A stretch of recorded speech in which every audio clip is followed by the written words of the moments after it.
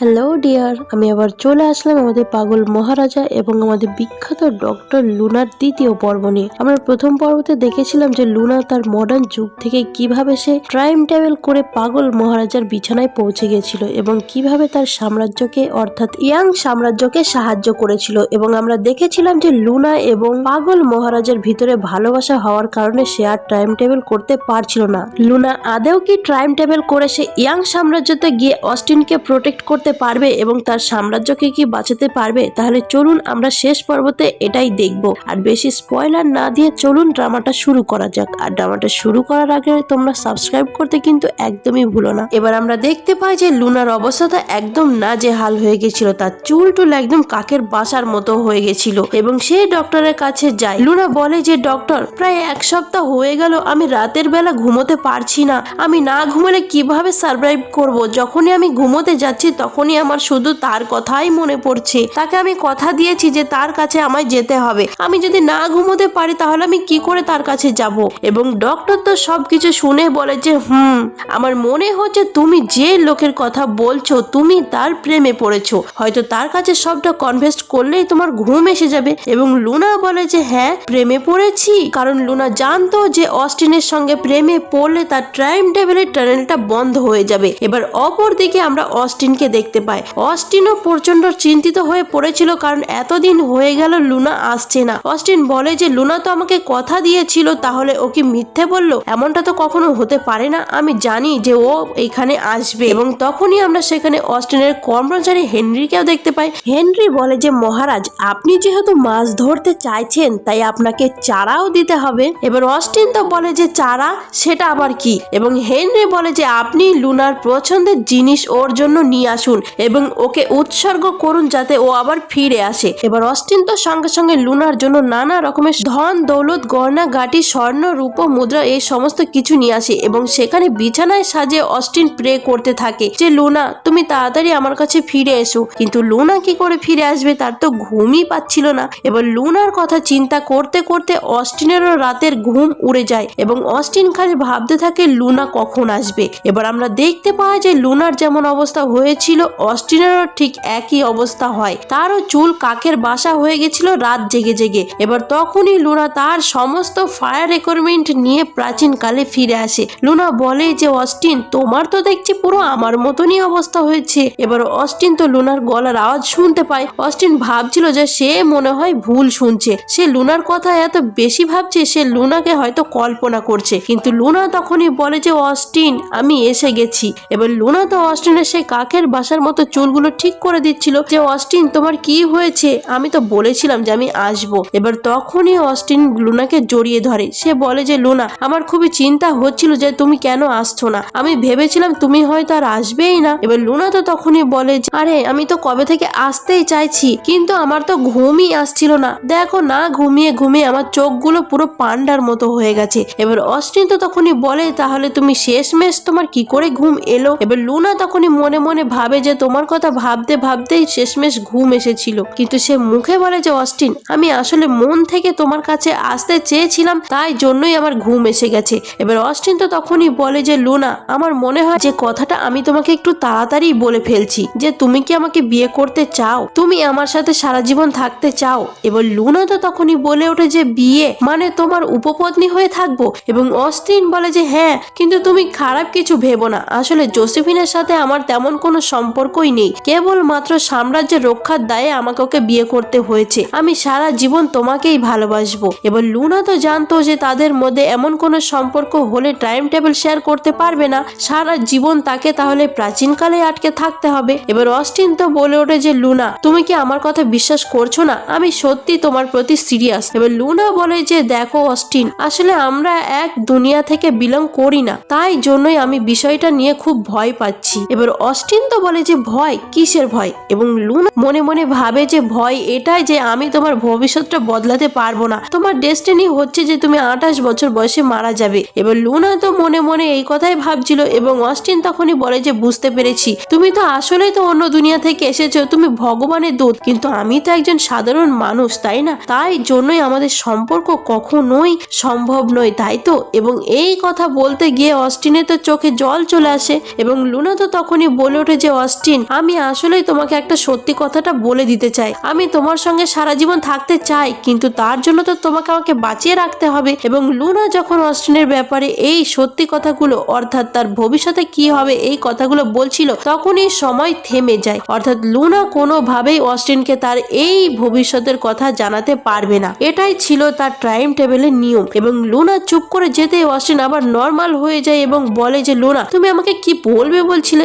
এবং লুনা তো বলতে থাকে যে অস্টিন, তোমার 28 বছর বয়সের জন্মদিন কবে? তুমি সেই জন্মদিনের দিন তোমার মৃত্যুর সম্ভাবনা রয়েছে। কিন্তু আবারও যেই লুনা ভবিষ্যতের কথা বলতে শুরু করে, আবারও অস্টিন স্ট্যাচু হয়ে যায়, অর্থাৎ সময় থমকে যায়। লুনা মনে মনে ভাবে যে ভাগ্যিস আমি মডার্ন যুগ থেকে একটা ইতিহাস বই এনেছিলাম, সেই বই এনে আমি দেখাতে পারবো অস্টিনকে যে তার সঙ্গে কি হয়েছিল। এবং লুনা তো সঙ্গে সঙ্গে বইটা নিয়ে আসে, কিন্তু বইয়ে সেই পার্টিকুলার পেজটা খুললে দেখে যে পেজটা পুরোই সাদা, অর্থাৎ অস্টিনের সম্পর্কে ইতিহাস বই যেগুলো লেখা ছিল সেগুলো রীতিমতো মুছে গেছে। কারণ অস্টিনকে কোনোভাবেই কোনো রকমে জানানো যাবে না যে ভবিষ্যতে তার সঙ্গে কি হতে চলেছে, সেটা অস্টিনকে নিজেই ফিগার আউট করতে হবে। অর্থাৎ লুনা যদি তাকে ইনডাইরেক্টলি সাহায্য করে তাহলেই কাজে দেবে। এবার অস্টিন তো তখনই বলে যে লুনা, তুমি এখানে আমার সাথে থেকে যাও, আমি তোমার জন্য তোমার ওই লিং ক্রিম অনেক কটা বানানো করিয়েছি। এবং লুনা তো তাড়াতাড়ি গিয়ে সেই সমস্ত জিনিস নিজের পুটলিতে ঢুকাচ্ছিল এবং তখনই সে দেখতে পায় সেও অস্টিনের জন্য একটা উপহার এনেছিল।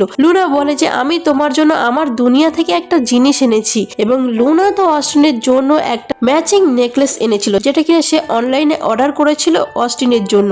এবং লুনা তার সেই নেকলেসটা অস্টিনকে পরিয়ে দেয় এবং অস্টিনও তাকে তার নেকলেসটা পরিয়ে দেয়। এবং অস্টিন তো এই উপহারটা পেয়ে অত্যন্ত খুশি ছিল। অস্টিন বলে যে সারা জীবন যদি তুমি আমার সাথে নাও থাকতে পারো, এই নেকলেসটা দেখলে আমার সবসময় তোমার কথা মনে পড়বে, আমার মনে হবে যে তুমি আমার সাথেই রয়েছো। এবং লুনা বলে যে জানো অস্টিন, আমি যেখান থেকে এসেছি সেখানে এইরকম ম্যাচিং নেকলেস পরার কি মানে? এর মানে হচ্ছে যে আমরা সারা জীবন একে অপরের সাথে থাকবো, মানে আমরা হচ্ছি লাভার, আর আমি তোমাকে কোনোদিনও ছাড়বো না। এবার এই কথা শুনে তো অস্টিনের একটু মন খারাপ হয়ে যায়, কারণ অস্টিন জানতো যে এটা হয়তো কখনোই সম্ভব হবে না। এবং অস্টিন বলে যে লুনা, তুমি ঠিকই বলেছো, সত্যি কথা বলতে তোমাকে আমার স্ত্রী হিসেবে আমি এখানে বন্দি করে রাখতে চাই না, কারণ এই রাজমহলে অনেক কূটনীতি চলে এবং এক একজন স্ত্রীর সাথে উপপত্নীর সাথে নানা রকমের পলিটিক্স করা হয়। আমি তোমাকে সত্যিই ভালোবাসি, তাই জন্য আমি চাই তুমি যেন সবসময় মুক্ত থাকতে পারো, আমি চাই না এরকম একটা জায়গায় কূটনীতির মাঝে তোমাকে বন্দি থাকতে হোক। এবং লুনা তো তখনই অস্টিনকে পিছন থেকে জড়িয়ে ধরে এবং লুনারও চোখে জল এসে গেছিল, কারণ সে সত্যি জানতো না যে তাদের সম্পর্কের পরিণতি কি হতে পারে। এবং অস্টিন তো তখনই বলে যে লুনা, আমি চাই তুমি আমার আশেপাশেই ধারে কাছেই থাকো, তাই জন্যই আমি ডিগ্রি জারি করছি যে যেখানে আমি তোমাকে আমাদের রাজ চিকিৎসালয়ের চিকিৎসক হিসেবে নিয়োগ করছি, যাতে তুমি এখানেই থাকতে পারো। তুমি যেহেতু মেডিসিন ভালোবাসো, তাই তুমি এখানে থেকে সবকিছু শিখতেও পারবে আর তুমি ফ্রিলিও থাকতে পারবে। এবার লুনা তো অস্টিনের সিদ্ধান্তে প্রচন্ড খুশি হয়। এবং অপর দিকে আমরা রাজকুমার রেনকে দেখতে পাই এবং রাজ চিকিৎসালয়ের যে মেন চিকিৎসক ছিল সে চিকিৎসক ফেংকে দেখতে পাই। রেন বলে যে দেখো, কিছুদিন পরে লুনা তোমাদের চিকিৎসালয়ে যেতে চলেছে, আশা করছি তুমি বুঝতে পারছো যে তোমায় কি করতে হবে, লুনাকে খতম করতে হবে, যেন চিকিৎসালয়ে সে কোনোভাবে শান্তিতে থাকতে না পারে, সেখানে যেন কোনো চান্স না পায়, সেই ব্যবস্থা তোমায় দেখতে হবে। এবং ফেন তো অবভিয়াসলি রাজকুমার রেনের ভয়ে কাজ করতে রাজি হয়ে যায়। এবার আমরা দেখতে পাই যে লুনা রাজ চিকিৎসালয়ে আসে এবং তার সঙ্গে তো হেনরিও এসেছিল, কারণ লুনাকে যাতে কেউ বুলি করতে না পারে, লুনাকে প্রোটেক্ট করার জন্য হেনরি তার সঙ্গেই এসেছিল। এবং সেখানে আমরা অন্যান্য অভিজ্ঞ চিকিৎসককেও দেখতে পাই। এবার চিকিৎসক ফেন তো তখনই বলে ওঠে যে এই প্রথম কোনো মহিলা চিকিৎসক আমাদের চিকিৎসালয়ে এসেছে, আদেও কি সে এই চিকিৎসালয়ে চিকিৎসক হওয়ার যোগ্য? এবং হেনরি তখনই বলে ওঠে যে মহারাজ নিজে এই ডিগ্রি জারি করেছেন, তুমি কি মহারাজের সিদ্ধান্তকে ভুল বলছো? এবং ফেন বলে যে মহারাজ তো মনে হয় মেয়েটির সৌন্দর্য দেখে গলে গেছে, কিন্তু আমরা তো সৌন্দর্য দেখে গলবো না, আর কারোর রোগ ও সৌন্দর্য দেখে সারবে না। হেনরি তো আবারও তাদের সঙ্গে ঝগড়া করতে যাচ্ছিল, কিন্তু লুনা হেনরিকে থামিয়ে দেয় এবং সে চিকিৎসক ফেনকে বলে যে আপনি আমার পরীক্ষা নিয়েই দেখুন যে আমি আদেও এই চিকিৎসালয়ের চিকিৎসক হওয়ার যোগ্য কিনা। এবং ফেন তো তখনই বলে যে সে 3টে স্টেজে লুনার পরীক্ষা নেবে।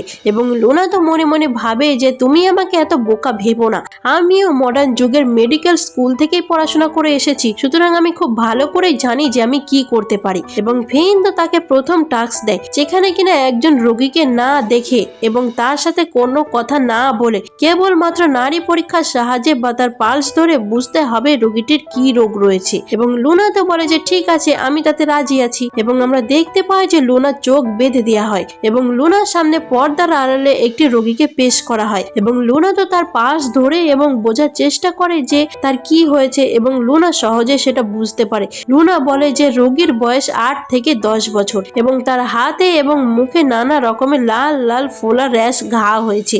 এবং পর্দা সরালে দেখা যায় যে লুনা একদম ঠিক ডায়াগনোসিস করেছে। এবং অন্যান্য চিকিৎসকরা বলে যে বাহ, লুনা তো খুব ঠিক কথাই বলেছে। কিন্তু ফেন তখনই বলে ওঠে যে সবই ঠিক আছে, কিন্তু ও বলেনি যে রোগীর জেন্ডার কি, অর্থাৎ সে ছেলে না মেয়ে। সুতরাং লুনা ফেল করেছে, লুনার এই ডায়াগনোসিস ঠিক বলে ধরা হবে না। এবং হেনরিতে তখনই লুনার সাপোর্টে বলে ওঠে যে এটা আবার কি, কারোর সাথে কথা না বলে চোখে না দেখেছে কি করেই বা বুঝবে ছেলে না মেয়ে, আর তাছাড়া তো বাকিটা তো ঠিকই বলেছে। এবং লুনা তো হেনরিকে বলে থামিয়ে দিয়ে বলে যে ঠিক আছে বাদ দাও, ওদের সাথে ঝগড়া করে কোনো লাভ নেই। কিন্তু হেনরি তো বলে যে না, তোমাকে এইভাবে বুলি করছে সেটা আমি মেনে নেব না। এবং সে সঙ্গে সঙ্গে অস্ট্রেনের কাছে নালিশ করতে চলে যায়। এবার লুনার দ্বিতীয় রাউন্ড শুরু হয়ে যায় এবং দ্বিতীয় রাউন্ডে লুনার সামনে একটি বয়স্ক লোককে পেশ করা হয়। ফেং বলে যে এই বয়স্ক লোকটির অনেকদিন ধরে কাশি হচ্ছে, তোমাকে এই লোকটির রোগ নির্ণয় করতে হবে এবং লোকটিকে ওষুধ দিতে হবে। 3টে ধূপকাঠি জ্বালাতে যে সময়টুকু লাগে সেই সময়ের মধ্যে তোমাকে লোকটির চিকিৎসা করতে হবে। এবং লুনা তো সঙ্গে সঙ্গে গিয়ে লোকটার চিকিৎসা শুরু করে এবং সে বুঝতে পারে যে বয়স্ক লোকটির কাশি এবং ঠান্ডা লাগার ধাত ছিল এবং সেই থেকে রোগটির সম্ভবত হাঁপানি ধরনের কিছু রোগ হয়েছিল। এবং লুনা তো তার রোগ নির্ণয় করে এবং তাকে একটি ট্যাবলেট খেতে বলে এবং লুনা তাকে একটি নেবুলাইজার দেয় যাতে তার শ্বাস প্রশ্বাসটা নর্মাল হয়। এবং বয়স্ক লোকটি স্বাভাবিকভাবে এগুলো কি জানতো না, তাই প্রথমে এটা সে নিতে চাইছিল না। কিন্তু লুনা তো তাকে প্রায় জোর করে এই নেবুলাইজারটাতে ইউজ করতে বলে, কিন্তু কিছুক্ষণের মধ্যে লোকটি ঠিক হয়ে যায়। এবং ফেং তো বলে ওঠে যে যাই হোক না কেন, একটা তুমি কোনো রকমের টুক্কা দিয়ে সারিয়ে ফেলেছো, কিন্তু এর পরেরটা সারলে তবেই বুঝবো যে তুমি কেমন চিকিৎসক। এবং লুনাকে থার্ড পরীক্ষায় নিয়ে আসা হয়, যেখানে একটি বডি রাখা ছিল। এবং লুনা তো বলে ওঠে যে এবার আমাকে কি করতে হবে। এবং ফেন বলে যে আমি তোমাকে কয়েকটা দেহের পয়েন্টের নাম বলবো এবং তোমাকে ঠিক সেই পয়েন্ট অনুযায়ী সুচ, অর্থাৎ আকুপাংচারের যে সুচ হতো সেইগুলো লাগাতে হবে, মানে যাতে বোঝা যায় যে লুনার দেহের প্রত্যেকটা যাহা পয়েন্ট চেনে কিনা। এবং লুনা তো সেই বডির ওপর থেকে সাদা কাপড় সরাই এবং লুনা ভেবেছিল সেটা হয়তো কোনো মডেল হবে, কিন্তু দেখা যায় সেটা সত্যিকারের কোনো লোক বা পুরুষ শুয়ে রয়েছে। এবং অন্যান্যরা তো বলে ওঠে যে এটা কি করে সম্ভব, এটা তো লুনা তো অসম্মান হবে। কিন্তু ডক্টর ফেন বলে যে না, ও যেহেতু একটা চিকিৎসক তাই এই সমস্ত নিয়ে মাথা ঘামানো উচিত না। এবং লুনা বলে যে ঠিক আছে, আমি এই টাস্কের জন্য রাজি আছি। এবং ডক্টর ফেন তো এক একটা করে দেহের পয়েন্টের নাম বলতে থাকে এবং লুনা সেই অনুযায়ী তার আকুপাংচারের সুচ গাঁথতে থাকে। এবং লুনা এই কাজে অত্যন্ত পারদর্শী ছিল। কিন্তু তখনই চিকিৎসক ফেং একটা শয়তানি করে। চিকিৎসক ফেন এমন একটা পয়েন্টের নাম বলে যেটা কিনা সেই লোকটির প্রাইভেট পার্টের জায়গা ছিল, মানে যেটা লুনার পক্ষে খুবই অসম্মানজনক একটা বিষয় ছিল।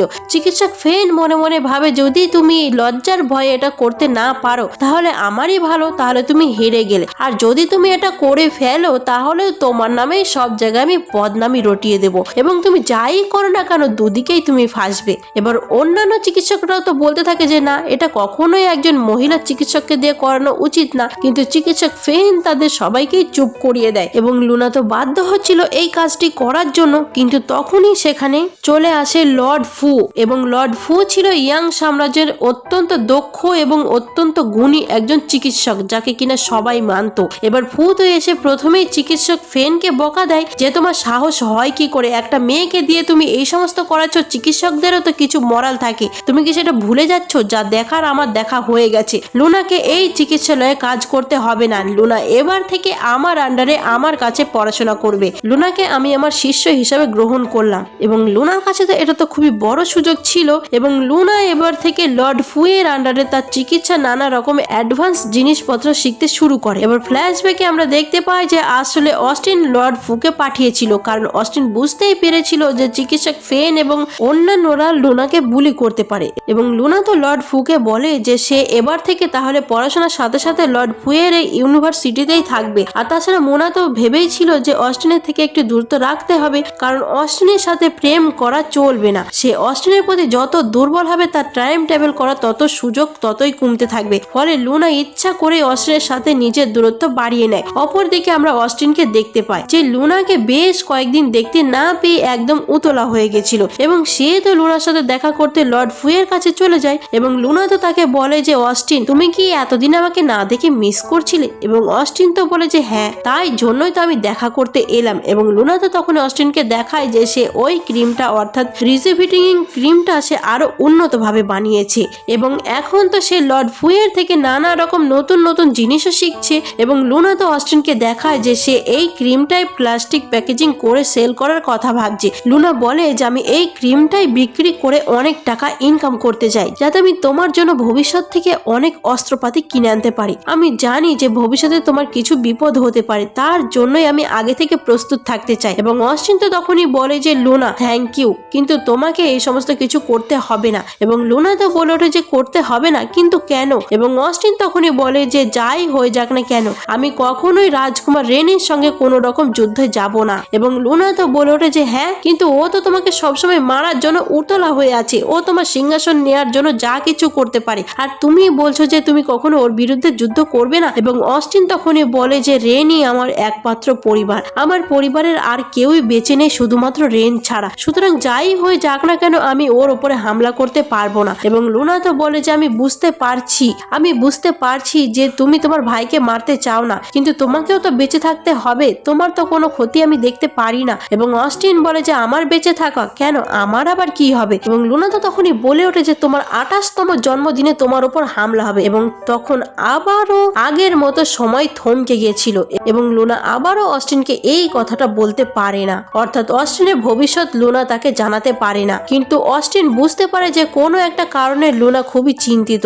অস্টিন বলে যে তুমি কেঁদো না, আমি তোমার সব কথা শুনেই চলবো, কিন্তু আমার খালি ভয় লাগে যে তুমি যদি আরো একবার চলে যাও আর তারপরে ফিরতে না পারো তাহলে। এবং লুনা বলে যে তুমি আমাকে বিশ্বাস করো তো, আমি তোমাকে যা বলেছি সেই কথা আমি সব সময় রাখবো, আমি খুব তাড়াতাড়ি সবকিছু নিয়ে ফিরে আসবো। এবং এই বলে লুনা তো অস্টিনকে কিস করে। এবার আমরা দেখতে পাই যে লুনা তার সেই বানানো রিজুভিনেটিং ক্রিম নিয়ে মডার্ন যুগে চলে আসে এবং লুনা তো মডার্ন যুগে এসে তার ফোনের ইন্টারনেটে চেক করে যে আচ্ছা অস্টিন ঠিক কোন দিনে যিনি মারা গেছিল, ওর জন্মদিনের দিন।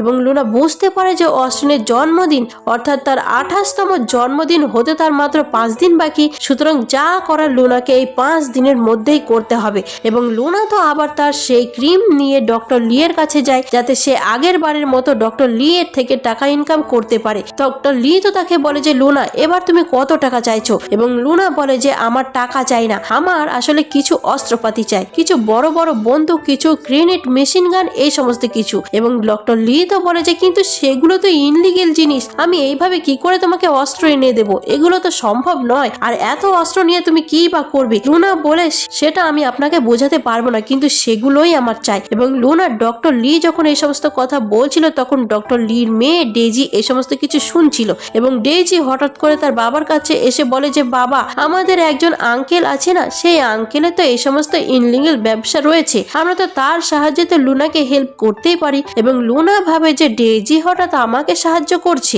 আজকে সূর্য পশ্চিম দিকে উঠেছে, কিন্তু যাই হোক না কেন লুনার তো কাজ হওয়া নিয়ে কথা। এবং লুনা তো তার ক্রিম ডক্টর লি কে দিয়ে দেয় এবং বলে যে ডক্টর লি আপনি তাড়াতাড়ি কিছু ব্যবস্থা করে আমাকে জানাবেন। এবং এই বলে লুনা চলে যায় এবং লুনা চলে যেতেই সেই ক্রিমটা ডেজি নিয়ে নিতে যাচ্ছিল, কিন্তু ডক্টর লি তো তখন তাকে ঠাস করে চড় মেরে বলে যে ডেজি আমার কাজের মাঝখানে তুমি একদম আসবে না। এবং ডেজি বলে যে বাবা তুমি কি বুঝতে পারছো না, লুনা যখন এতবার এই ক্রিমটা বানিয়ে আনছে তার মানে ক্রিমের ফর্মুলা ওর কাছে রয়েছে এবং আমরা এতবার টাকা দিয়ে ওর থেকে ক্রিম কেন নেব, আমরা ডাইরেক্ট ফর্মুলাটাই ওর থেকে নেব। এবং ডক্টর লি তো তার মেয়ের কোনো কথাই শোনে না এবং তাকে সেখান থেকে রীতিমতো তাড়িয়ে দেয়। এবং লুনা তো বাড়িতে এসে আবারও ল্যাপটপে দেখছিল যে আর কি কি ইতিহাসে হয়েছিল এবং তখনই সেখানে হাজির হয় ডেজি এবং তারই সাথে ছিল লুনার এক্স বয়ফ্রেন্ড, যার সাথে কিনা বর্তমানে ডেজিরই সম্পর্ক ছিল। এবং তারা তো এসে লুনার হাত পা মুখ বেঁধে ফেলে এবং তারা বলে যে লুনার এই ফর্মুলা নিশ্চয়ই তার বাড়ির কোথাওই রয়েছে,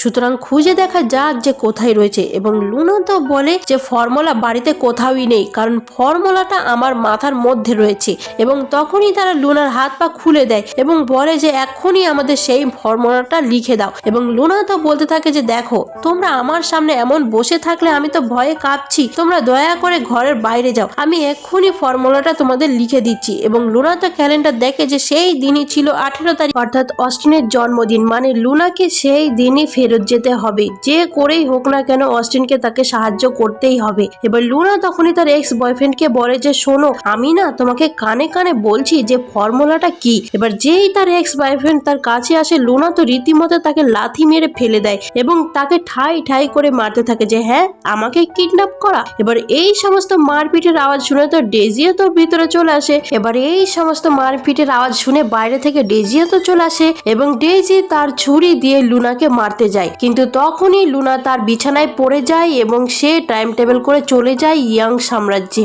এবার তখনই আমরা অপরদিকে রাজসভায় অস্টিনকে দেখতে পাই এবং আমরা দেখতে পাই যে রাজকুমার রেন ততক্ষণে অস্টিনের বিরুদ্ধে বিদ্রোহ ঘোষণা করে দিয়েছিল এবং সে যুদ্ধ ঘোষণা করে দিয়েছিল। এবং অস্টিন তো বলতে থাকে যে হেনরি, আমাকে তো লুনা কথা দিয়েছিল যে ও আসবে, তাহলে লুনা কখন আসবে? এবার হেনরি তো বলতে থাকে যে লুনা কখন আসবে সেই ভরসায় আমাদের বসে থাকলে কি হবে? কিন্তু ততক্ষণে সেখানে লুনা সত্যিই চলে এসেছিল এবং লুনা তো অস্টিনের দিকে ছুট লাগায় এবং অস্টিনও লুনার দিকে ছুট লাগায় এবং তারা একে অপরকে জড়িয়ে ধরে। লুনা বলে যে ভাগ্যিস আমি ঠিক সময় আসতে পেরেছি। এবার হেনরি তো তখনই বলে যে মহারাজ, আপনাকে তাড়াতাড়ি এখান থেকে পালাতে হবে। এবং লুনা, অস্টিন, হেনরি তারা তো পালানোর চেষ্টা করে, কিন্তু আমরা দেখতে পাই রেন ততক্ষণে তার সেনাবাহিনী নিয়ে চলে এসেছিল। হেনরি বলে যে মহারাজ আপনারা এগিয়ে যান, আমি চেষ্টা করছি ওদেরকে আটকানোর। এবং হেনরি রেনকে আটকানোর চেষ্টা করে, অর্থাৎ সে রেনের বাহিনীর দিকে ছুটে যায়। এবার অস্টিন আর লুনা তো তাড়াতাড়ি তাদের ঘরে ঢুকে সেই সমস্ত আগুন নেভানোর জিনিসপত্র নিয়েছিল এবং লুনা বলে যে অস্টিন, এগুলো তোমার কাছে রাখো, একটু পরে ওরা আগুন লাগিয়ে দেবে, আমাদের মারার চেষ্টা করবে। কিন্তু ততক্ষণে বাইরে রেন এবং তার সেনাবাহিনী চলে এসেছিল। রেন বলে যে অস্টিন, সূর্যর মতো কি লুকোচ্ছ, সাহস থাকে বাইরে এসো, তুমি যত দেরি করবে তোমার লোকেদের আমি এক এক করে মারবো এবং সবার প্রথমে মারবো তোমার বিশ্বস্ত প্রিয় কর্মচারী হেনরিকে। কিন্তু হেনরি তখনই বলে ওঠে যে মহারাজ, আমার জন্য কখনোই আমি আপনার প্রাণ বিপদে ফেলবো না, আমার জন্য আপনাকে কখনো কোনো কম্প্রোমাইজ করতে হবে না। যদি আমার ভাগ্যে থাকে তাহলে আমি পরের জন্মে আমাদের ভাগ্যে থাকে তাহলে পরের জন্মে আবার আমাদের দেখা হবে। এবং এই বলে হেনরি একটি তরোয়াল নিয়ে নিজেই নিজের গলা কেটে ফেলে, যাতে তার জন্য অস্টিনকে কেউ ব্ল্যাকমেল করতে না পারে। এবার হেনরির মৃত্যুতে তো অস্টিন প্রচন্ড ভেঙে যায় এবং সে তো ছুটে হেনরির কাছে যাচ্ছিল, কিন্তু লুনা তাকে আটকে নেয়। বাইরে থেকে রেন বলতে থাকে যে অস্টিন, তুমি তোমার সিংহাসন আর লুনাকে আমার কাছে দিয়ে দাও, তাহলে আমি তোমার কোনো ক্ষতি করব না, আর না হলে একে একে তোমাদের সব লোকেরা মরতে থাকবে। এবং রেন তো তখনই লুনা সেই কর্মচারী পিসকেও মেরে ফেলে। লুনা বলতে থাকে যে রেন, এরকম করে তুমি রাজা হবে ভেবেছো? যে লোক সাধারণ মানুষদের হত্যা করে ব্ল্যাকমেল করে রাজা হয়, সে কখনোই রাজা হিসেবে টিকতে পারবে না। এবং অস্টিন তো তখনই লুনাকে বলে যে লুনা, এখানে একটা পেন্টিং আছে এবং সেই পেন্টিং এর পিছনে একটা গোপন সুড়ঙ্গ রয়েছে, তুমি সেখান থেকে তুমি পালিয়ে যাও, আমি রেনকে সামলে নিচ্ছি। কিন্তু লুনা বলে যে অস্টিন, আমি কখনোই তোমাকে ছেড়ে কোথাও যাব না, যদি আমাদের কোথাও যেতে হয় তাহলে আমরা একসঙ্গেই যাব, আর যদি মরতে হয় তাহলে এখানেই আমরা একসঙ্গেই মরবো। এবং ততক্ষণ তো রেনের লোকেরা বাইরে আগুন লাগিয়ে দিয়েছিল এবং লুনা তখনই বলে যে অস্টিন, আমাদের কাছে আর বেশিক্ষণ সময় নেই, তুমি কি আমার সাথে আমার দুনিয়ায় আসবে? যতক্ষণ খাটের এই সবুজ পাথরটা জ্বলছে ততক্ষণই আমাদের কাছে সুযোগ আছে, আমার মনে হয় না ওটা বেশিক্ষণ জ্বলবে, এখানে থাকলে আমরা একসাথে মরে যাব, কিন্তু অন্তত আমরা একসাথে বাঁচার একবার চেষ্টা করি। এবং এই বলে তারা বিছানায় গিয়ে সেই সবুজ পাথরটা টাচ করে এবং তারা টাইম টেবিল করে ভবিষ্যতে পৌঁছে যায়। এবং অপরদিকে রেনরা তো মনে করে অস্টিন আর লুনা তো আগুনে পুড়ে মারা গেছে এবং রেন তো নিজেকে রাজা বলে ঘোষণা করে। এতক্ষণ অস্টিনের সাথে বিশ্বাসঘাতকতা করেছিল যে মন্ত্রী অর্থাৎ জ্যাকসন, সেই জ্যাকসন তো বলে ওঠে যে মহারাজ রেনের জয় জয়কার। কিন্তু মহারাজ রেন তখনই বলে যে জ্যাকসন, তুমি তো আসলেই তো অস্টিনের প্রধানমন্ত্রী ছিলে, তা তুমি তো তার সঙ্গে বিশ্বাসঘাতকতা করে আমার দলে যোগ দিয়েছিলে, তা তুমি যে আমার সাথেও বিশ্বাসঘাতকতা করে অন্য কারোর দলে যোগ দেবে না তার কি গ্যারেন্টি? এবং এই বলে তো রেন জ্যাকসনকে সেখানেই মেরে ফেলে এবং সে নিজে এই সাম্রাজ্যের রাজা হয়ে ওঠে। এবার অপরদিকে আমরা লুনা এবং অস্টিনকে দেখতে পাই, তাদের ঘুম ভাঙে মডার্ন যুগে, কিন্তু সেটা লুনার বাড়িতে ভাঙে না, সেটা ভাঙে ভাঙে এই ওয়াং সাম্রাজ্যের প্যালেসে, অর্থাৎ ভবিষ্যৎকালে যেখানে প্যালেসটি সংরক্ষিত অবস্থায় ছিল এবং মডার্ন যুগে অবভিয়াসলি সেটা টুরিস্ট প্লেস ছিল এবং সেখানেই লুনা অস্টিনের ঘুম ভাঙে এবং লুনা তো সেখানে ঘুম থেকে উঠে তার কর্মচারী পিসকে দেখতে পায় এবং সে পিসকে জড়িয়ে ধরে যে পিস তুমি এখনো বেঁচে আছো, কিন্তু আমরা বুঝতে পারি যে এটা আসলে প্রাচীন কালের পিস ছিল না, এটা পিসের পুনর্জন্ম ছিল বলা যেতে পারে। পিস এই জন্মে এই প্যালেসেরই একজন ট্যুর গাইড ছিল এবং সেখানে যারা লোকজনেরা ছিল তারা তো লুনাকে প্রাচীন কালের পোশাকে দেখে এবং তারা ভাবে যে লুনা হয়তো কোনো কসপ্লে করছে, তাই জন্যই তারা তো লুনার ফটো তুলতে শুরু করে এবং অপর দিকে আমরা অস্টিনকে দেখতে পাই। অস্টিনও সেই প্রাসাদের অপর প্রান্তে ছিটকে পড়েছিল এবং ঘুম ভেঙে সে চোখের সামনে হেনরিকে দেখতে পায়। সে তো হেনরিকে জড়িয়ে ধরে যে হেনরি তুমি এখনো বেঁচে আছো, কিন্তু আসলে এটা প্রাচীন কালের হেনরি ছিল না, এটা মডার্ন যুগের হেনরি ছিল যে কিনা এই প্রাসাদেরই একজন কর্মচারী ছিল এবং সে এই প্যালেসে একজন ট্যুর গাইড বা বলা যায় বা কসপ্লেয়ার ছিল। এবং মডার্ন যুগের হেনরি তো বলে যে ভাই তোমার কি শরীরটাই খারাপ নাকি, তুমি আমাকে দেখে এমন করছো কেন, এবং হেনরি তো অস্টিনের থেকে নিজের ক্যামেরা এবং ব্যাগ নিয়ে পালায় এবং অস্টিন তো বুঝে পায় না যে লুনা কোথায়। তারা তো একে অপরকে নাম নিয়ে তাদেরকে খুঁজতে থাকে এবং শেষ অবধি তাদের দেখা হয় এবং তারা একে অপরকে জড়িয়ে ধরে। লুনা বলে যে অস্টিন এটা তোমার প্রাসাদ হলেও এটা কিন্তু মডার্ন যুগে, এটা মডার্ন যুগের একটা টুরিস্ট প্লেস আর আমি তোমাকে মডার্ন যুগে নিয়ে আসতে পেরেছি মানে আমাদের আর প্রাণের কোনো ভয় নেই, কিন্তু তুমি তো প্রাচীন কালে রাজা ছিলে আর আমি তো এই যুগের বেকার একজন মেয়ে, তাই তোমাকে খুবই কষ্টের সৃষ্টে আমার সঙ্গে থাকতে হবে, যাই হোক আমরা চালিয়ে নেব আর কি। এবং তখনই অস্টিন লুনাকে দুটো চুলের কাঁটা দেখায় এবং অস্টিন বলে যে এগুলো বিক্রি করলে আমরা কত টাকা পাবো। আসলে অস্টিন এগুলো লুনাকে উপহার দেওয়ার জন্য বানিয়েছিল এবং লুনা তো সঙ্গে সঙ্গে অস্টিনকে কিস করে এবং বলে যে তোমার কোনো চিন্তা নেই, টাকা থাকুক বা না থাকুক আমরা যতদিন একসাথে আছি আমরা ততদিন ভালোই থাকবো, সে আমাদের ভাড়া বাড়িতেই থাকতে হোক আর জল ভাত খেয়েই থাকতে হোক না কেন। এবং লুনা তো অস্টিনের বানানো সেই হেয়ার পিনটি নিলাম করে এবং তার বদলে তারা বিশাল অ্যামাউন্টের একটা টাকা পেয়েছিল, ফলে লুনা আর অস্টিনের এই যুগে থাকা নিয়ে কোনো চিন্তাই করতে হয় না এবং তারা তো বেশ ভালো বাড়িতে খুব আরামে থাকছিল এবং অস্টিন তো একদম মডার্ন যুগের মতো পোশাক পরে নিয়েছিল এবং লুনা তো তখনই ল্যাপটপ খুলে দেখে যে আচ্ছা রাজা রেনের এরপর কি হয়েছিল এবং লুনা জানতে পারে যে রেন আসলে মাত্র 22 দিনই রাজত্ব করতে পেরেছিল, তারপর সাধারণ লোকেরাই তাকে গদি থেকে নামিয়ে দেয়, ফলে রেনের যে এত কষ্ট করে অস্টিনকে সরিয়েছিল সেই সুখ সে বেশি দিন ভোগ করতে পারেনি। যাই হোক এবার অস্টিন তো মডার্ন যুগের এই কায়দা কানুন আস্তে আস্তে শিখে নিচ্ছিল এবং সে লুনাকে মডার্ন যুগের মতো একটি আংটি দিয়ে প্রপোজ করে এবং বলে যে লুনা আমার ভগবানের দূত, তুমি কি আমার সঙ্গে সারা জীবন থাকবে, এবং লুনা তো তাতে অবভিয়াসলি রাজি হয় এবং তারা একে অপরকে কিস করে এবং এখানেই আমাদের এই টাইম টেবিল ড্রামাটি শেষ হয়। তা তোমাদের এই ড্রামাটি এন্ডিংটা কেমন লাগলো, ওরা প্রাচীনকালে থেকে গেলেই ভালো হতো নাকি মডার্ন যুগের এন্ডিংটাই বেশি ভালো হয়েছে, সেটা কিন্তু কমেন্ট করে জানাতে একদমই ভুলো না। ড্রামাটি ভালো লাগলে এখনই লাইক শেয়ার কমেন্ট এবং সাবস্ক্রাইবও করে দিও। Thank you for watching.